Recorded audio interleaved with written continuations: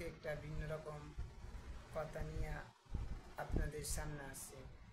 আমার আগে হয়তো অনেকজনে আসে, কিন্তু কোনো কাজ হয় নাই।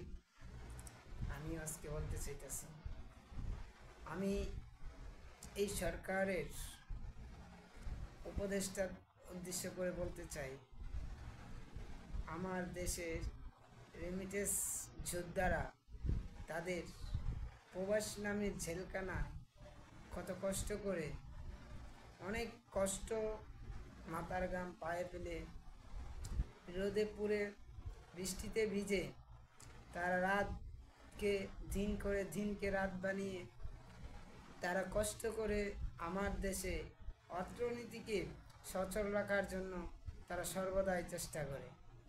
কিন্তু আমার দেশের কিছু গেমরা, জুয়ারুরা হাজার হাজার কোটি টাকা অকাজে বিদেশি কোম্পানিগুলোকে এই জুয়ার আড্ডাখানারা নিয়ে যায়।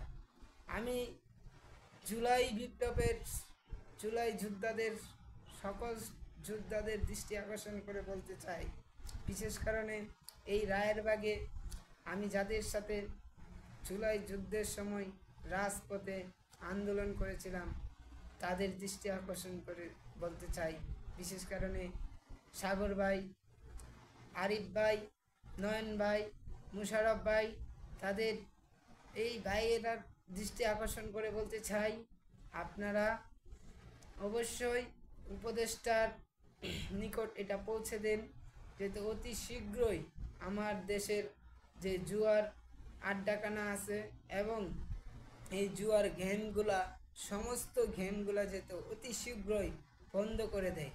আমার দেশের অর্থনীতিকে নস্যাৎ করে দেওয়ার জন্য, আমার দেশের অর্থনীতিকে দুর্বল করে দেওয়ার জন্য তারা এই চক্রান্ত করে বিভিন্ন রকমের জ্ঞান দিয়ে এই তরুণ যুবকদেরকে তারা জুয়ার দিকে ঢেলে দিচ্ছে। নেশায় আজকে পথের ফকির হয়ে যাচ্ছে আমার দেশের কর্মজীবী কিছু লোক, অকর্মজীবী কিছু লোক, প্রাধান্য যাইতে চুরি চাচরামি বেড়ে যাচ্ছে এসব তার জন্য। তাই আমি সকল ভাইদের দৃষ্টি আকর্ষণ করে বলবো, জুলাই যোদ্ধাদের দৃষ্টি আকর্ষণ করে বলবো, সরকারের যতগুলা লোক আছে সবাইয়ের দৃষ্টি আকর্ষণ করে বলবো, অতি শীঘ্রই আপনি এইসবগুলা বন্ধ করে নতুন বাংলাদেশে একটি শৃঙ্খলামুক্ত এবং আমার দেশের প্রবাসী যোদ্ধারা যাতে ন্যায়, নীতি, ইনসাফ প্রতিষ্ঠিত করতে পারে এবং আমাদের দেশের অর্থনীতি যাতে শিথিল রাখতে পারে, সেই দিকে নজর রাখুন। প্রবাসীদের নজর রাখুন।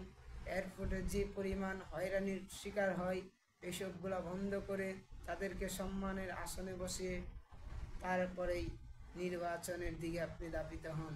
তার আগে কোনো নির্বাচন এই বাংলাদেশে কোনো বাংলার জনগণ, কোনো প্রবাসী, কোনো দেশি বিদেশি কেউ দেখতে চায় না।